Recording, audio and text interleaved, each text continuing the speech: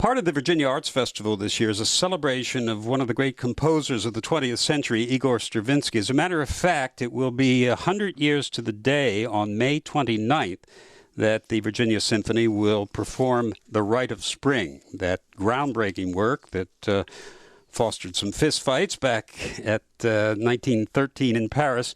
It is going to be performed by our own Virginia Symphony with the Richmond Ballet, with Joanne Falletta conducting. And Joanne is with us today to talk a little bit about this revolutionary work, which 100 years later is still revolutionary. You're absolutely right, Dwight. In fact, it's like a mountain in our music history world, that it happened and music was never the same after that. And as you mentioned, it was very controversial with people booing and hissing and screaming in protest.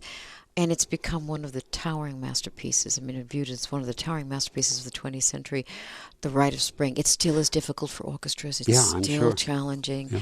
Very, very powerful music. But not often danced.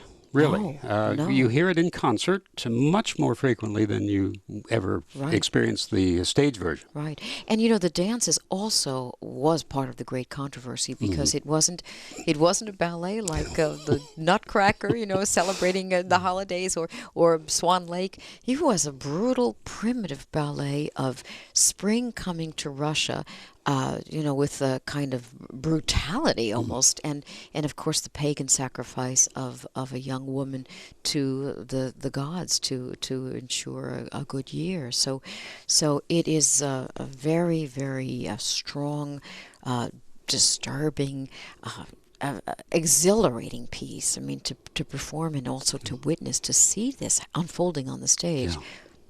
Yeah. The rhythms in there are just amazingly complex, but then I don't need to tell you that. How does the orchestra adapt to those? You think that 100 years later it should be easy, but it's not. It's very hard. We have to rehearse very hard for it. And of course the dancers, the dancers at the time were mystified by it, but it remains very, very challenging. But Stravinsky knew what he was doing because these kinds of rhythms give you the sense of this music coming from somewhere deep in the earth. I mean, it's music of a kind of primitive energy that's really unequaled in its power.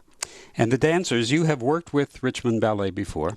Fine organization. It's superb. I mean, it's dancing on a world-class level. I'm so proud that there are partners in this, and it's one night only, and it's sort of a once-in-a-lifetime chance to see this Rite of Spring played and danced, and of course happening to the day on the 100th anniversary. Kudos to you and Rob and anybody who made that possible, because I understand it's hard to find that around the country. A lot of orchestras are playing this year, but not on the 100 years to the night. That's what we've been told. That we're the only ones, they think, playing it in the U.S. on the very night, playing it with ballet on the very night of the anniversary. So our thanks to the orchestra, the Virginia Arts Festival, and all the folks involved to help celebrate one of the great 20th century composers, Igor Stravinsky. Joanne, thank you very much, as always. Thank you, Dwight.